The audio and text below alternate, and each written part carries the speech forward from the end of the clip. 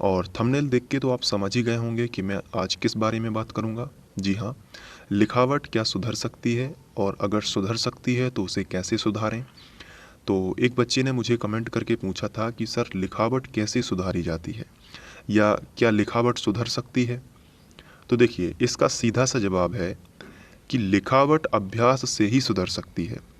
इसका एक सिंपल है, लेकिन फिर भी अभ्यास करें तो किस तरीके से करें और लिखावट जो है आपको सुधारने में कौन कौन से स्टेप उठाने पड़ेंगे और जिसके आधार पर आप लिखावट को और अच्छा बना सकते हैं। देखिए, हर बच्चे की अलग अलग राइटिंग आती है। किसी की अच्छी आती है, किसी की मीडियम आती है, किसी की थोड़ी ख़राब भी आती है।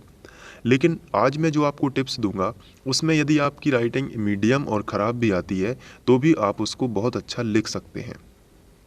और उसका जो है तरीका है वो थोड़ा सा डिफरेंट होगा।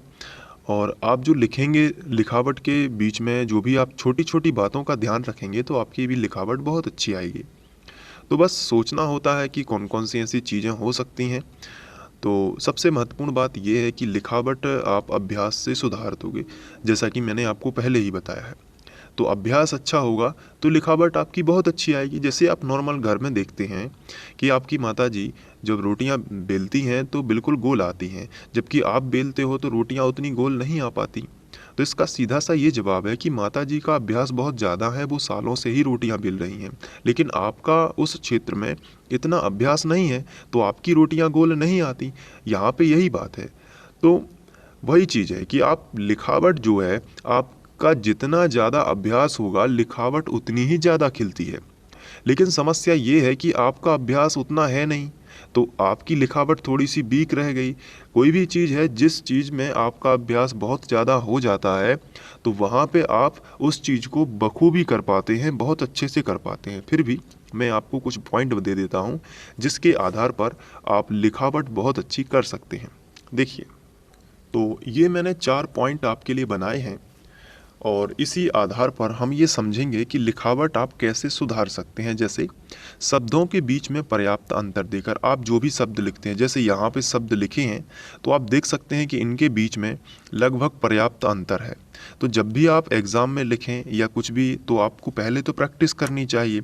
लेकिन जब आप एग्ज़ाम में लिखते हैं तो आपको शब्दों के बीच में पर्याप्त अंतर देना है। तो आपकी राइटिंग यदि थोड़ी बहुत गड़बड़ भी आती है तो आप उसको वहाँ पे मेंटेन कर पाओगे।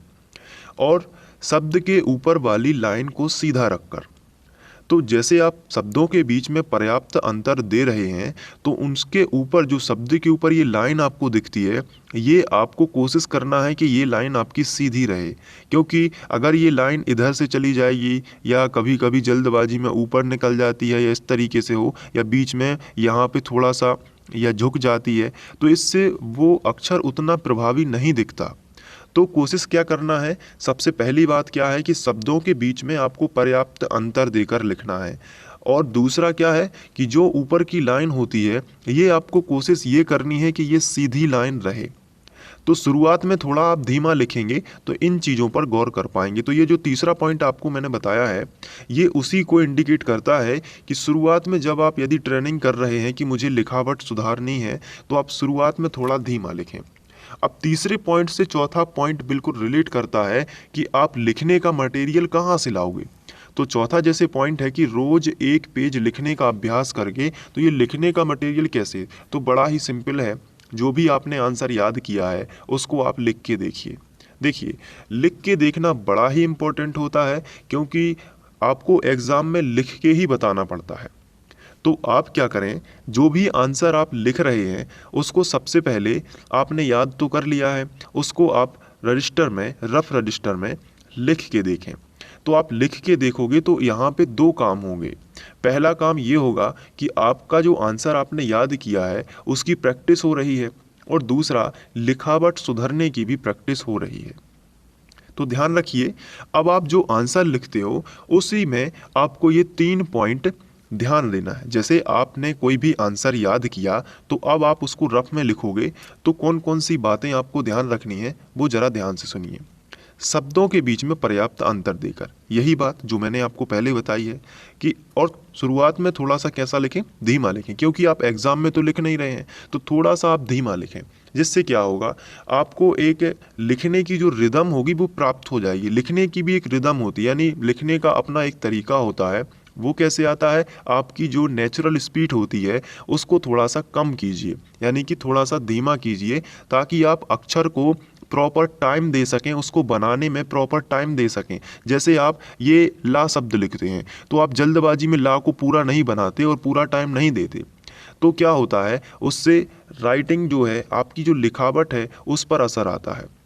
तो शुरुआत में जब आप धीमा लिखोगे तो वो प्रॉपर टाइम जो है वो शब्द को मिलेगा, और वो जब लिखेगा पूरी तरीके से तो फिर वो अच्छा लगेगा दिखने में।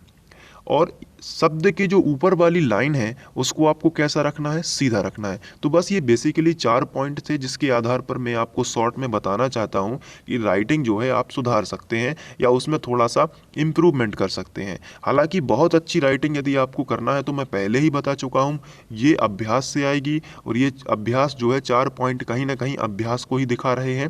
तो सबसे बेसिक लाइन यही है कि यदि आपको अपनी लिखावट सुधारनी है तो आपका बेसिक लाइन यही है कि अभ्यास अच्छा होना चाहिए, क्योंकि इंग्लिश में एक कहावत है, प्रैक्टिस मेक्स मैन परफेक्ट। इसका हिंदी में अर्थ होगा कि अभ्यास मनुष्य को पूर्ण बनाता है।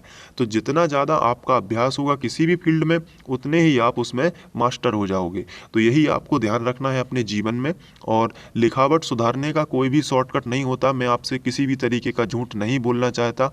लिखावट सुधारने का कोई शॉर्टकट नहीं है, बस आपको ध्यान रखना है कि मेहनत से ही सब कुछ हासिल किया जा सकता है, और उसके लिए लिखावट यदि आपको सुधारनी है तो अभ्यास करना बेहद ही ज़रूरी है। तो रोज़ एक पेज लिखने का कोशिश करें, रोज़ एक पेज लिखें, कम से कम एक पेज तो आप लिख ही सकते हैं। तो आपकी बोर्ड परीक्षा तक जो राइटिंग है उसमें कुछ ना कुछ ज़रूर सुधार होगा। और यदि आपको ये जानकारी पसंद आई है तो वीडियो को ज़रूर लाइक करें और थोड़ा सा अपने जीवन में भी इसको अप्लाई करें। तो थैंक यू।